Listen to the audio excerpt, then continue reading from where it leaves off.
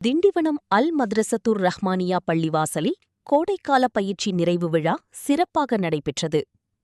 விழுப்புரம் மாவட்டம் திண்டிவனம் மஸ்ஜிதே ரஹ்மானியா பள்ளிவாசலில் இயங்கி வரும் அல் மத்ரசத்துர் ரஹ்மானியா மாணவ மாணவிகளுக்கான கோடைக்கால பயிற்சி நிறைவு விழா திங்கட்கிழமை மாலை 5 மணி முதல் இரவு 9 மணி வரையிலும் நடைபெற்றது.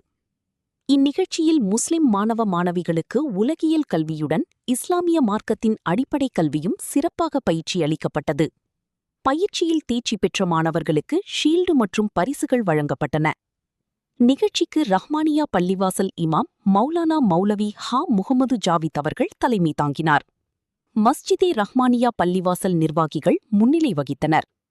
மேலும் சிறப்பு அழைப்பாளர்களாக மூத்த இமாம் மௌலானா மௌலவி எஸ்.ஏ. ஷேக் தாவூத், திண்டிவனம் நவாப் பள்ளிவாசல் இமாம் மௌலானா மௌலவி ஏ. நியாஸ் அகமத், சந்துக்கு இனாம்தார் பள்ளிவாசல் இமாம் மௌலானா மௌலவி எஸ்.ஏ. சாகுல் ஹமீது, தாருஸ்ஸலாம் பள்ளி இமாம் முகமது ஹாரூன், திருப்பூர் மௌலானா மௌலவி முகமது இப்ராஹிம், ரோஷனி பள்ளிவாசல் இமாம் மௌலானா மௌலவி அப்துல் சுபான், உமர் புலவர் பள்ளிவாசல் இமாம் மௌலானா மௌலவி முகமது தாசின் உள்ளிட்ட இஸ்லாமிய பெரியோர்கள் கலந்து கொண்டு மாணவ மாணவிகளுக்கு பரிசுகள் வழங்கினர்.